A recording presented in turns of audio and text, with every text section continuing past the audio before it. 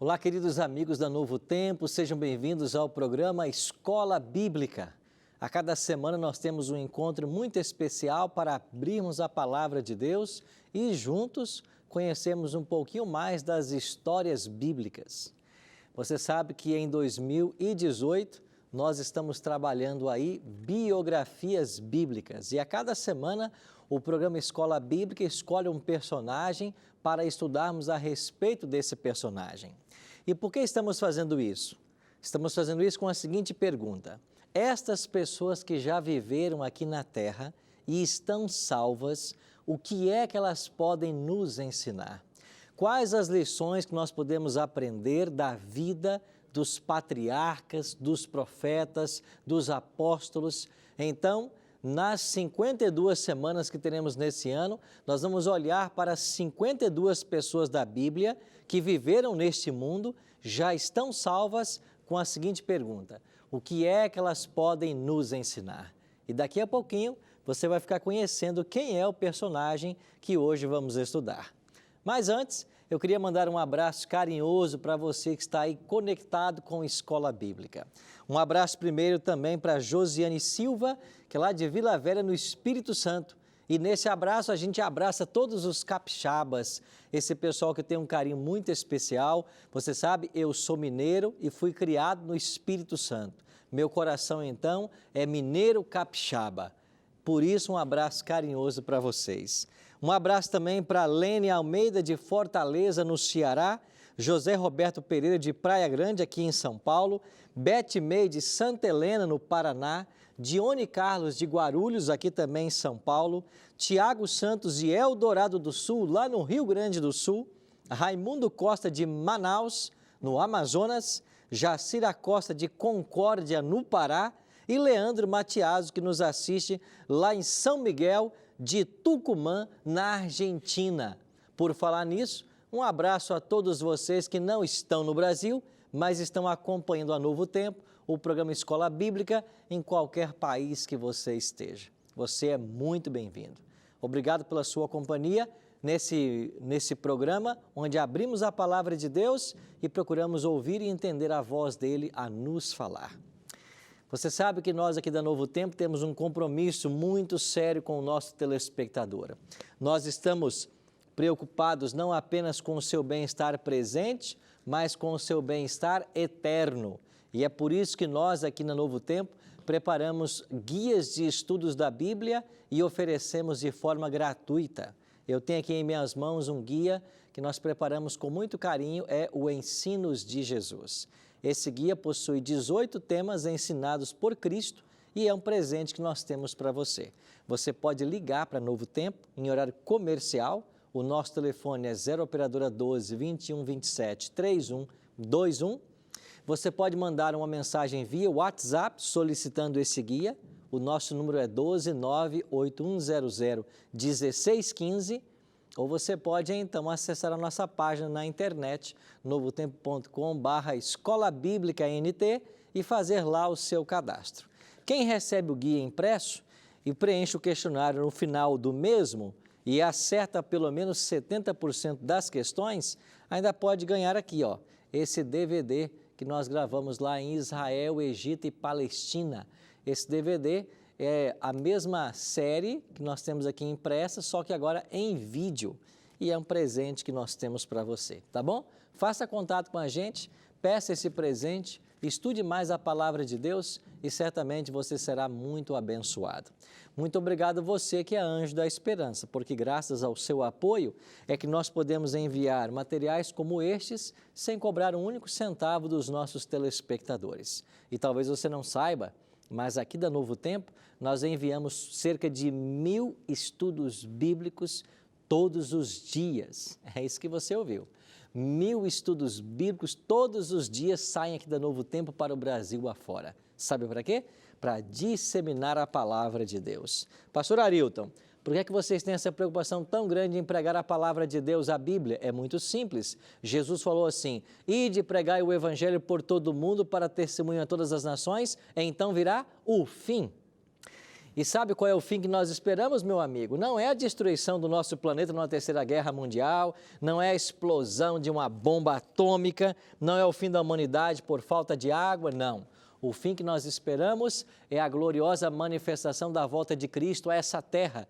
E eu e você precisamos nos preparar para esse glorioso dia. Você sabe que Jesus vai voltar. Você tem que se preparar. Eu tenho que me preparar.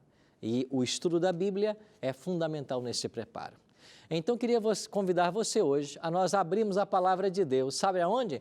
Lá no livro de Juízes. E sabe o que vamos aprender aqui no livro de Juízes? Lá no inicinho da Bíblia, a história de Gideão. E a Bíblia chama Gideão de homem valente. Esse é o sinônimo de Gideão, homem valente. O próprio Deus disse isso a respeito dele. E eu quero convidar você a tomar a sua Bíblia e agora juntos estudarmos a história de Gideão. Mas a gente não começa aqui a estudar a Bíblia sem antes fazer uma oração. Então, eu queria convidar você a se juntar a mim nesta oração.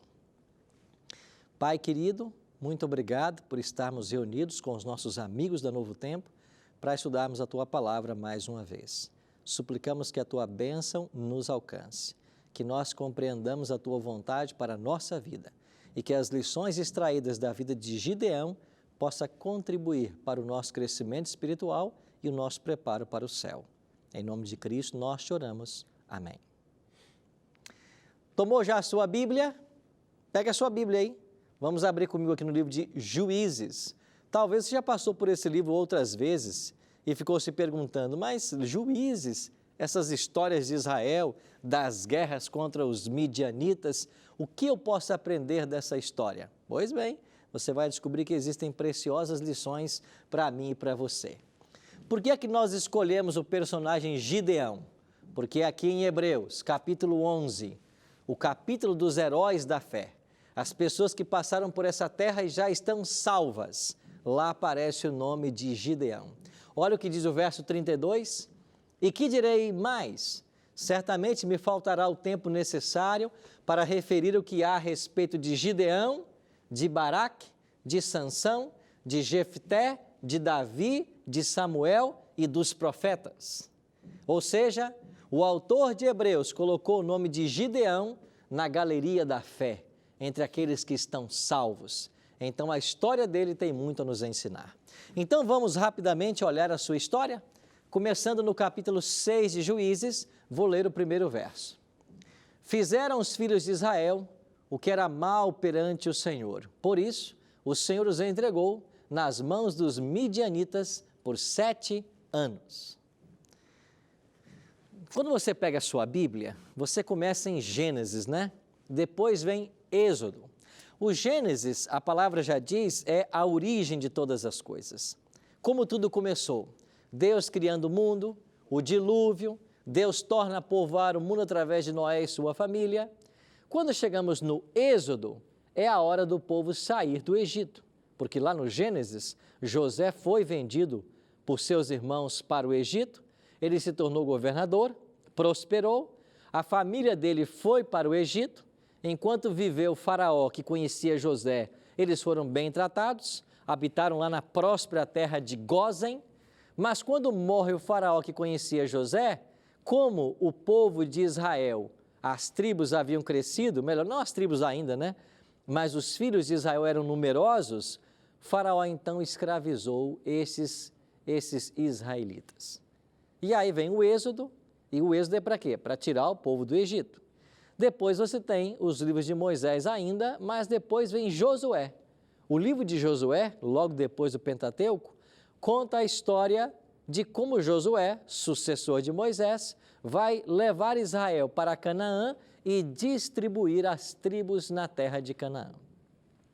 O que você tem que entender é que quando o povo de Israel chega em Canaã, uma terra que manava leite e mel, a terra não estava desabitada. Habitavam lá vários povos. Os povos que lá habitavam eram povos que não serviam ao Senhor, eram povos pagãos, politeístas. E Israel teve que chegar lá junto com Josué e expulsar essas pessoas da terra para se apossar dela. E você lembra que a primeira cidade que eles invadiram foi a cidade de Jericó, quando as muralhas ruíram e caíram. Pois bem, o povo tomou conta da terra, se assentou e aí se colocaram juízes sobre a terra. Chegamos agora no livro de Juízes. Estes juízes eram os que ajudavam a reger o povo de Israel, dividido nessas tribos. Acontece que esse povo de Israel, ao invés de expulsar essas nações completamente, começaram até a copiar práticas dessas nações e eles se afastaram de Deus. E quando chegamos no capítulo 6 de Juízes, o livro começa, ou o capítulo começa dizendo: fizeram os filhos de Israel o que era mal perante o Senhor. Ou seja, eles estavam em apostasia, estavam em pecado. E Deus permitiu então que os midianitas, por 7 anos, oprimissem ao povo de Israel. Agora, ninguém quer viver debaixo de uma opressão. Os israelitas não gostaram da situação. E o que é que diz a Bíblia que eles fizeram? Vamos para o verso 6. Assim, Israel ficou muito debilitado com a presença dos midianitas. Então, os filhos de Israel clamavam ao Senhor. Tendo os filhos de Israel clamado ao Senhor por causa dos midianitas, o Senhor lhes enviou um profeta que lhes disse: assim diz o Senhor Deus de Israel: eu é que vos fiz subir do Egito e vos tirei da casa da servidão. Verso 11. Então veio o anjo do Senhor e assentou-se debaixo do carvalho que está em Ofra, que pertencia a Joás, ebiezrita, e Gideão, seu filho, estava malhando o trigo no lagar para o pôr a salvo dos midianitas. Então o anjo do Senhor lhe apareceu e lhe disse: o Senhor é contigo, homem valente. Aqui está a expressão que eu apresentei no início do nosso programa. O Senhor é contigo, homem valente. Então Gideão era um homem valente e nesse momento ele estava ocupado fazendo o quê? Segundo a Bíblia nos orienta, ele estava malhando o trigo no lagar para colocar a salvo dos midianitas. Interessante que Deus escolheu várias pessoas na Bíblia e fez vários chamados. Gideão é um desses. Interessante que Deus nunca chama pessoas desocupadas. Já percebeu isso? Todo mundo a quem Deus vai chamar está envolvido em alguma atividade. Então, o caso de Gideão não é exceção. Ele estava trabalhando, envolvido em atividade e Deus foi chamá-lo. Deus quer em sua obra pessoas ativas, pessoas que gostem de trabalhar, que gostem de empreender. E se você gosta de fazer a obra de Deus, você tem que pedir cada vez mais sabedoria de Deus para fazer cada vez coisas maiores. Peça grandes coisas para Deus e Deus vai ajudar você a fazer. De fato, quando nós nos envolvemos na obra do Senhor, nós somos desafiados diariamente. É isso mesmo. Todos os dias, quando eu acordo, eu fico pensando, o que nós podemos fazer para ajudar na obra do Senhor? Que projetos desenvolver? O que eu posso fazer para me colocar cada vez mais nas mãos do Senhor para ser útil? E Deus gosta de pessoas ocupadas. É essas que Ele chama para o seu trabalho. Aconteceu isso com Gideão. E então Deus disse para Gideão: olha, você é homem valente. Eu vou usar você para libertar Israel. Bom, volta para o texto aqui comigo. Vamos continuar lendo o que acontece. Olha o que diz o versículo 14. Então se virou o Senhor para ele e disse: vai nessa tua força e livra Israel das mãos ou da mão dos midianitas. Porventura não te enviei eu? E ele lhe disse: ai, Senhor meu, com que livrarei Israel? Eis que a minha família é a mais pobre em Manassés e eu o menor da casa de meu pai. O chamado assustou Gideão. O Senhor está dizendo que eu vou livrar Israel dos midianitas? Mas, Senhor, eu pertenço à tribo de Manassés, a minha casa, a casa de meu pai é a mais pobre de todas, e eu sou o menor dos filhos. Interessante, você já percebeu que os homens e mulheres a quem Deus usa são pessoas que se consideram pessoas simples, pessoas, quem sabe, desprovidas de habilidade, recursos, mas é isso mesmo. Deus quer usar pessoas assim, pessoas simples, pessoas humildes e que se coloquem nas mãos dEle para uma grande obra. Gideão tremeu diante do seu chamado. Eu vou livrar Israel? Eu vou livrar? E Deus disse, sim, vai ser você.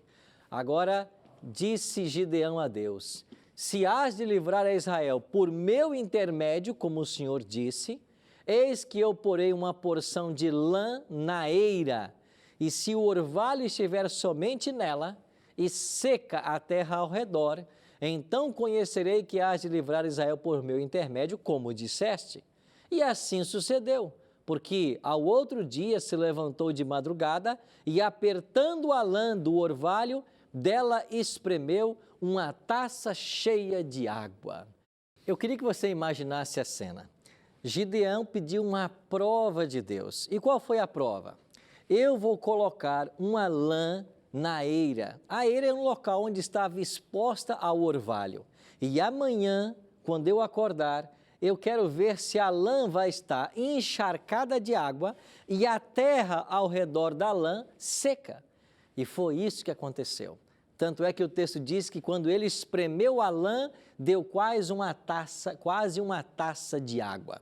Agora, Gideão não satisfeito, e veja como Deus é bondoso, né? Deus já deu o sinal, Gideão pede outro. Bom, agora amanhã, quando eu acordar, eu quero ver se a lã vai estar seca e ao redor da lã a terra molhada. Se isso acontecer, é prova de que o Senhor vai me usar para livrar Israel. E o que aconteceu no dia seguinte? Exatamente como Deus havia dito. A lã estava seca e a terra ao redor molhada. Quando eu olho para essa história, eu fico pensando como que Deus é complacente com o ser humano e como que Deus faz, às vezes, a vontade do homem para dar as provas do seu amor, da sua bondade, as provas de que Deus vai cumprir suas promessas. Pois bem, o que aconteceu em seguida? Capítulo 7, no verso 1. Então, Jerubaal, que é Gideão, se levantou de madrugada, e todo o povo que com ele estava se acamparam junto à fonte de Arode, de maneira que o arraial dos midianitas lhe ficava para o norte no vale, defronte do outeiro de Moré. Disse o Senhor a Gideão, é demais o povo que está contigo, para eu entregar os midianitas nas suas mãos. Israel poderia se gloriar contra mim, dizendo, a minha própria mão me livrou. Olha que interessante. Gideão traz então os soldados e se acampam perto dos midianitas para começar a batalha. Sabe o que Deus diz? Tem muita gente. Sabe quantas pessoas haviam nesse momento ali? 32 mil. Imagina, Gideão com 32 mil soldados. Deus disse, é muita gente. Gideão é muita gente. Se vocês ganharem a batalha com essa quantidade de gente, vocês vão achar que a vitória aconteceu por causa da força de vocês. E não é isso que eu quero mostrar para vocês. Eu quero ensinar que o poder não está em vocês, o poder está no Senhor, está em mim. Eu vou dar essa vitória para vocês. Então é muita gente. E então Deus orientou assim, apregou agora Gideão, pôs aos ouvidos do povo dizendo, quem for tímido e medroso, volte e retire-se da região montanhosa de Gileade. Então voltaram do povo 22 mil e 10 mil ficaram. Interessante, né? 22 mil covardes haviam naquele exército e eles voltaram. E então ficaram 10 mil, que não eram covardes nem medrosos. Versículo 4. Disse mais o Senhor a Gideão, ainda há povo demais. 10 mil é muita gente, Gideão. Ainda há povo demais. Faze-o descer às águas, e ali tos provarei. Aquele de quem eu te disser, este irá contigo, esse contigo irá. Porém, todo aquele quem eu disser, não irá contigo, esse não irá. Fez Gideão descer os homens às águas. Então o Senhor lhes disse, todo que lamber a água com a língua, como faz o cão, esse porás à parte, como também todo aquele que se abaixar de joelhos e beber. Foi o número dos que lamberam, levando a mão à boca, 300 homens. Todo o restante do povo se abaixou de joelhos a beber a água. Entendeu o que aconteceu aqui? Deus disse assim, tem 10 mil homens? É muita gente. Manda esse povo lá beber água. Agora, quem chega lá, se colocar de joelhos para pegar a água, para começar a beber, esse você não leva para a guerra. Agora, quem passar rapidamente e encher a mão com água e beber, apenas molhando sua língua como faz os cães, esse você vai levar. E sabe quantos sobraram? 300. 300 homens. Bom, para quem tinha um exército de 32 mil soldados, ter agora só 300 era um grande desafio. Imagine como se sentiu Gideão.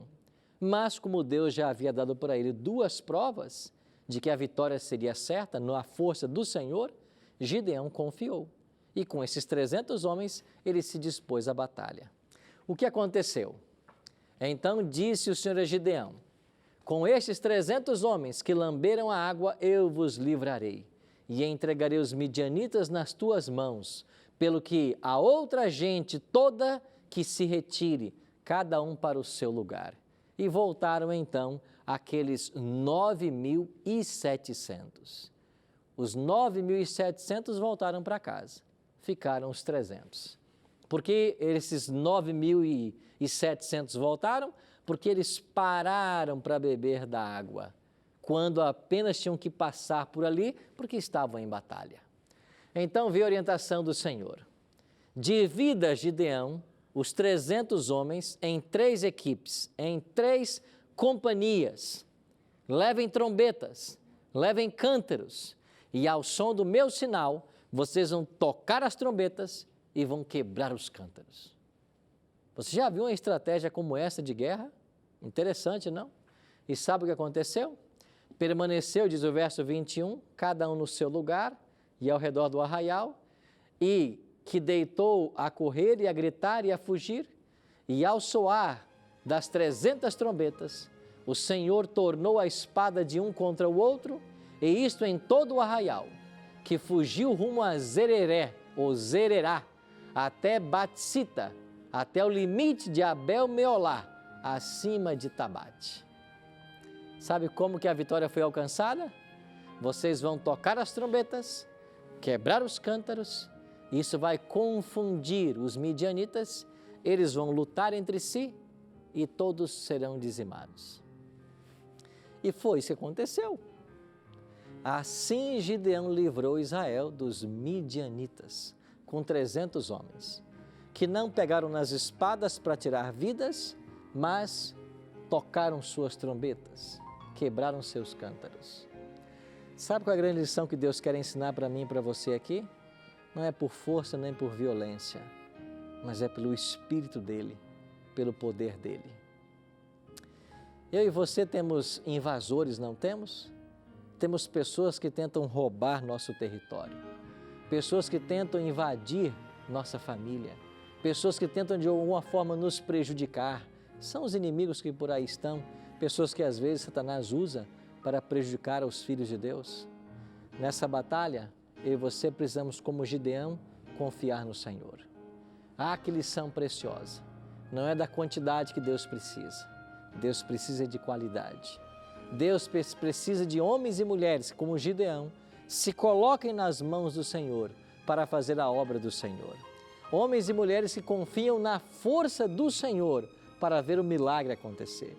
E se você precisa hoje de um milagre na sua vida, o Deus de Gideão está aí para fazer por você o milagre que você tanto precisa. Meu querido amigo, minha querida amiga, esse livro contém essas histórias para dizer para mim e para você que nós temos um Deus todo-poderoso, que está interessado em nossa vida, que tem planos para nós. Um Deus que é um Deus vitorioso nas batalhas. E quando a gente se coloca nas mãos desse Deus, a vitória sempre é certa. Um Deus que nos ama, um Deus que sabe o nosso nome, sabe onde moramos e sabe o que mais? Esse Deus quer salvar você. Salvar dos invasores, dos opressores, dos midianitas, entre aspas. Agora, nessa luta, não vai ser a sua força nem a sua sabedoria. Vai ser o poder e a força do Senhor. Você quer hoje confiar no Deus de Gideão? Você quer ser um homem valente, uma mulher valente para a glória de Deus? Então eu convido você a olhar para Cristo nesse momento como grande Senhor e Salvador da sua vida e saber que Ele te ama, que Ele tem um plano para você e que nas batalhas espirituais que você é chamado a enfrentar, Ele vai estar ao teu lado. Você vai ver o agir do Senhor, você vai ver a força do Senhor cuidando de você, da sua família, dos seus queridos. Vamos orar por isso agora, para que a bênção de Deus alcance a minha casa e a sua casa, para que nós sejamos como Gideão, confiantes e valentes no Senhor. Vamos orar? Pai querido, obrigado por mais essa história das páginas da Bíblia Sagrada. Obrigado por esse exemplo de Gideão que confiou no Senhor e não na espada, e a vitória veio com certeza. Que em nossas batalhas espirituais contra os inimigos, contra as forças do mal, contra os poderes das trevas, nós vejamos também o Teu poder, a Tua manifestação ao nosso favor. É a nossa oração, não porque merecemos, mas em nome e por amor de Jesus Cristo, hoje e para todo sempre. Amém e amém.